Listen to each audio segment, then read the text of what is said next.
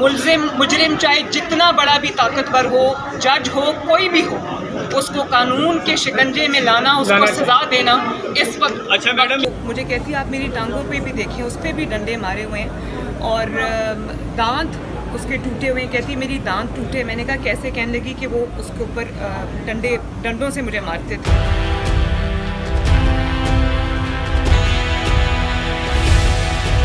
मुदस्सिर की बातों को लाइक करें, सब्सक्राइब करें और बेल आइकन को प्रेस करें ताकि नए आने वाली अपडेट आप तक पहुंच सके। इससे बहुत ख़राब है जो हम सुनते आए हैं। उसकी स्किन इतनी बुरी तरह तेज़ाब से जलाई हुई है कि उसके स्किन के अंदर इतने बड़े बड़े वो हैं ज़ख़म हुए हुए हैं, इतने डीप ज़ख़म हैं और डंडों के साथ मार मार के उसकी हड्डियाँ तोड़ी हुई हैं, फ्रैक्चर्स हैं उसके बाजू में।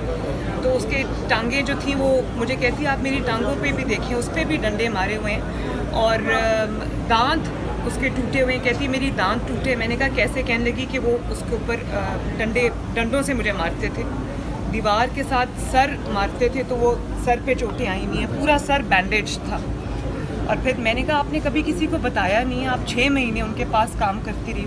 कहती वो कहते थे कि बताओगी तो आपको तीसरी मंजिल से धक्का दे देंगे। मैम उस फैमिली के लिए आपकी तरफ से कोई ऐलान? मैं अभी जो मैंने करना है वो मैंने करना है, उसका ऐलान मैं मीडिया में अच्छा मैडम, हर मैडम घर में एक रिजवाना काम कर रही है और आपने हमेशा इंसानियत के लिए आवाज उठाई है। क्या इस पे कोई लेजिस्लेशन होनी चाहिए ताकि पाबंदियों के सर्टन एज तक कोई बच्चा किसी के घर में काम न करे? देखिए, मैं पाकिस्तान में लेजिस्लेशंस की कमी नहीं है, पाकिस्तान में कवानीन की कमी नहीं है। शहबाज शरीफ साहब के पिछले दौर में जब वो चीफ मिनिस्टर थे तो इनके लिए एक स्पेशल कानून पास हुआ था, कानून बनाया गया था जिसमें 18 साल से कम उम्र के बच्चों पर लेबर पर पाबंदी थी, उनके काम करने पर पाबंदी थी।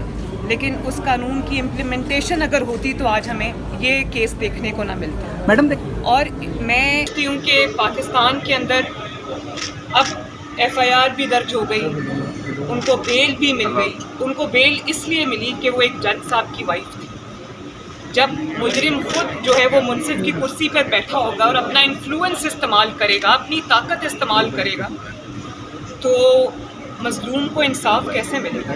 और जिस मुल्क में, जिस मुआशरे में, जिन अदालतों में जो ताकतवर और कमज़ोर में तफरीक की जाती है, अमीर और गरीब में तफरीक की जाती है, बड़े और छोटे में के मयार बनाए हुए हैं, वो मुआशरे को 10 दफ़ा सोचना चाहिए कि ये मुल्क कहाँ जाएगा। मैडम ये बताएं, ये जो बच्चे हैं ये हमारी फ्यूचर जनरेशन है, हमारी अगली नस्ल है। इनकी हिफाजत, इनकी तालीम और तरबियत, इनकी सेफ्टी, इनकी सिक्योरिटी जो है वो रियासत की ज़िम्मेदारी है, वो हम सब की ज़िम्मेदारी है, हम सब का फ़र्ज़ है।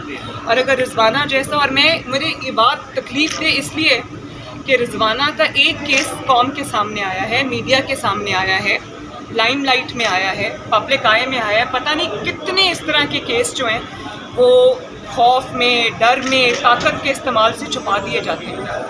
ये बहुत तकलीफ है। अच्छा मैडम ये बताएं कि आप ये बताइएगा कि इलेक्शन डिले की गुफ्तगू हो रही है कि इलेक्शन डिले होने जा रहे हैं, आप क्या समझते हैं कि इलेक्शन वक्त पर होंगे या डिले होंगे? इस पर आपकी क्या राय है? प्राइम मिनिस्टर कह चुके हैं कि जब तक मरदमशुमारी नहीं होगी, नहीं उस वक्त तक इलेक्शन होना नामुमकिन है। देखिए, मैं इस वक्त हस्पताल की सीढ़ियों पे खड़ी हूँ।